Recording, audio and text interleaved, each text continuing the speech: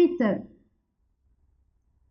le bilan radiologique, on commence toujours par un âge osseux. Et donc, le fameux sésamoïde de pouce, c'est un os qui va apparaître au moment de la puberté. Donc, il faut le chercher. Et donc, il va évoquer, quand il est présent, il va évoquer un simple retard pubertaire, un retard pubertaire simple plutôt, un retard pubertaire simple. Un âge osseux qui va être supérieur à l'âge pubertaire, c'est-à-dire supérieur à 11 ans chez la fille et supérieur à 13 ans chez le garçon, eh bien, ça oriente vers un hypogonadisme central, un vrai hypogonadisme. L'échographie pelvienne, toujours vessie pleine pour voir l'utérus chez la fille et donc voir les signes d'imprégnation utérine par les œstrogènes qui vont être visibles par la taille de l'utérus qui va dépasser 35 mm. Et quand on est devant un hypogonadisme hypogonadotrope, hein, LH, FSH trop bas, LHRH il est bas, là, on peut faire une IRM donc, pour chercher une cause hypophysaire, hypothalamique. Et enfin, chez les jeunes adultes ou adolescents au-delà d'un certain 17 à 18 ans, on discute des fois la densitométrie osseuse pour voir, pour évaluer le retentissement osseux de l'hypogonadisme, c'est l'ostéopénie. Parce que vous savez très bien que l'œstrogène, il a un rôle sur la densification osseuse, et c'est pour ça qu'il ne faut pas laisser traîner un retard pubertaire, parce que cet hypogonadisme peut être à l'origine d'une ostéopénie. Voilà. Et donc, et enfin, si on va résumer les étiologies, nous avons des hypogonadismes hypogonadotropes, donc d'origine hypophysaire. Il y a des causes acquises, il y a des causes congénitales. Attention, dans les causes acquises, il y a beaucoup de déficits fonctionnels secondaires à des maladies chroniques à l'origine d'une dénutrition, comme la maladie cœliaque, l'anorexie mentale, d'autres pathologies chroniques, et surtout, l'activité physique intense. C'est des enfants de très grands sportifs. Ces très grands sportifs, ils ralentissent leur croissance, ils ralentissent leur puberté. Et d'autres pathologies endocriniennes. Et donc, dans la pathologie hypophysaire acquise, hein, on imagine une tumeur cérébrale, une irradiation hypophysaire ou un traumatisme cérébral. Dans les causes congénitales, vous les connaissez très bien, elles sont souvent accompagnées au retard de croissance, au déficit normal de croissance, c'est l'interruption de la tige pituitaire.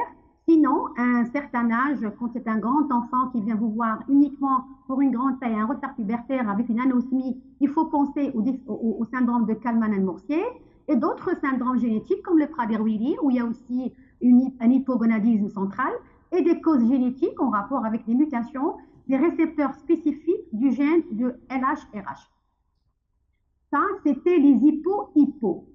Alors, les hypo-hyper, c'est les hypogonadismes hypergonadotropes. Ce sont des causes périphériques, hein, causes gonadiques, testiculaires ou ovariennes. Là aussi, elles sont soit congénitales, syndromiques, dans le clifétaire, le Turner, des anomalies génétiques, soit acquises, de simples pathologies auto-immunes peuvent s'attaquer aussi aux gonades, anticorps anti-ovaires par exemple, et ça va être à l'origine d'une insuffisance ovarienne primitive, une chimiothérapie, une irradiation des organes génitaux externes dans le cas d'une maladie cancéreuse de la région pelvienne ou une chirurgie des gonades ou quelquefois dans les cas des ectopies testiculaires qui n'ont pas été abaissées à temps et finalement le testicule a été altéré et l'enfant il va développer plus tard un hypogonadisme hypergonadotrope. Donc hypo-hyper c'est LH, FSH élevé, d'accord?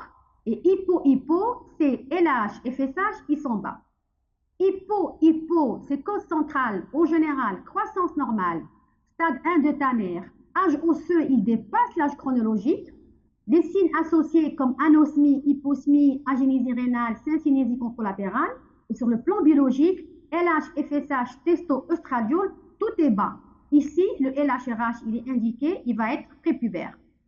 Tandis que dans un hypogonadisme hypergonadotrope, les signes cliniques sont variables, il peut être petit si c'est un Turner, il peut être grand si c'est un garçon avec un clifétaire, mais là on a testo basse, œstradiol bas, alors que LH et FSH ils sont très élevés. Donc en gros, c'est ça la différence. Alors là, c'est après, il y a le retard pubertaire simple. C'est le plus fréquent et vous les voyez souvent dans votre consultation de croissance.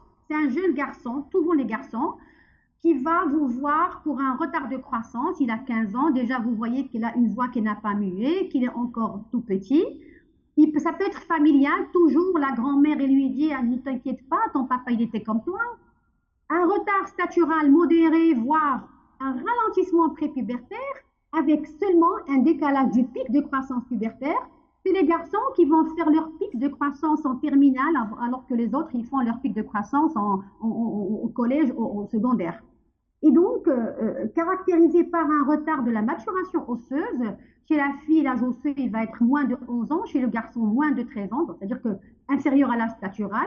Et en général, ils terminent bon, ils vont rattraper leur croissance plus tard, après la puberté. Ils vont atteindre la taille cible. Sur le plan biologique, LH, FSH, testo, estradiol, tout est bas.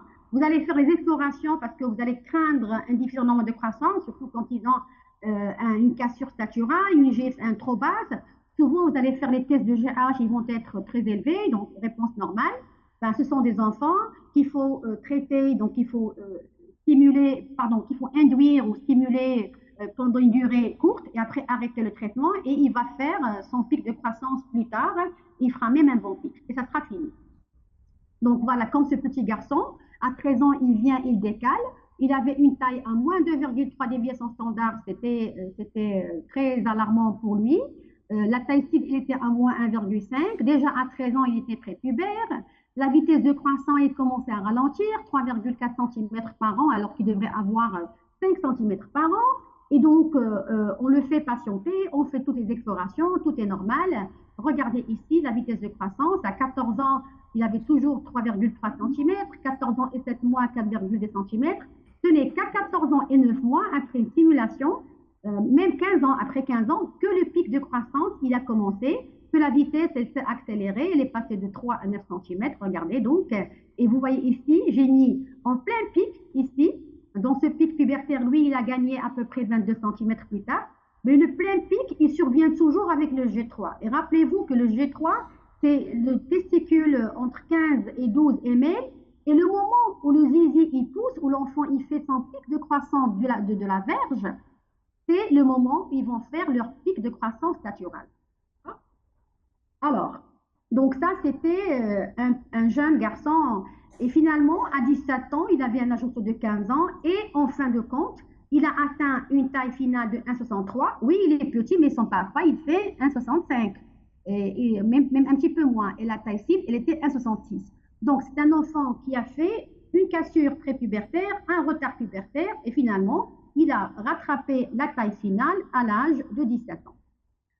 Deuxième cas de figure, alors voilà, je vais passer au traitement avant l'autre cas clinique. Alors le traitement, les principes du traitement, il ne faut pas les laisser sans traitement quand ils sont avancés au-delà de 15-16 ans. Bon, ça dépend, il y en a qui stimulent à 14 ans et demi, à 15 ans. Moi, personnellement, je commence à stimuler au-delà de 14 ans, 9 mois, voire 15 ans. Mais je leur donne de la vitamine D parce que je crains l'ostéopénie. Mais le traitement, il est débuté à un âge physiologique de la puberté, mais quand l'âge osseux, il dépasse 11 ans chez la fille et 13 ans chez le garçon, je parle de l'âge osseux, pas de l'âge chronologique. Attention, il ne faut pas stimuler à 11 ans une fille. Et après confirmation, bien sûr, du diagnostic et être sûr que c'est un hypogonadisme, et on commence en général par de très faibles doses d'hormones sexuelles, œstradiol ou testostérone. Pourquoi? Parce qu'il faut craindre la maturation osseuse. Et moi, j'ai eu beaucoup d'enfants qui ont terminé trop petits parce qu'on les a stimulés très tôt, de très très fortes doses. On a fait attention à la puberté et on a oublié l'os. Et après, les enfants, ils reviennent se plaindre de leur taille finale qui n'est pas correcte. Donc, attention, il faut éviter la maturation osseuse trop rapide. Les doses adultes pour les hypogonadismes centraux qui sont permanents et sont atteintes très très très lentement, voire même 4, voire même 5 ans. On y va progressivement, on fait attention à la croissance. Et donc les protocoles d'induction, c'est à base d'œstradiol chez la fille et de testostérone chez le garçon. Les doses, elles sont très faibles au début, c'est le 1/10 de la dose totale de l'adulte. Il faut rester sur une faible dose jusqu'à 6 à 9 mois. Quand c'est un retard pubertaire simple, il faut faire juste 3 mois et arrêter et laisser-le se relancer. Mais quand c'est un hypogonadisme hypogonadotrope confirmé, central, permanent, et on sait que ce traitement sera à vie, attention, faites très très très doucement, étalez-vous sur 2 à 4 ans, aussi bien chez le garçon que chez la fille. Donc, je n'ai pas beaucoup détaillé chez la fille parce qu'il y a des traitements osteoprogestatifs plus tard, je pense qu'on n'aura pas le temps. Après, Il faut surveiller tous les 6 mois la tension artérielle, le stade pubertaire, la croissance, la biologie, le bilan hépatique, etc., la radiologie, l'hypopédienne. Donc, il y a une surveillance à faire avec l'endocrinologue pédiatre. Et voilà. Et là, je vais vous poser 2 cas cliniques qui sont vraiment récents, que je viens de recevoir cette semaine, enfin, avec juste, l'évolution, mais sinon, ce sont des enfants qui sont assez anciens. Alors, Tara, c'est un enfant que j'avais vu il y a très très longtemps, il avait 4 ans, je pense, il m'a été adressé de collègues endocrinologues pédiatres de Paris. C'est un enfant qui avait consulté pour un micropénis à l'âge de 7 mois, une verge de 2,5 cm avec des testicules ectopiques.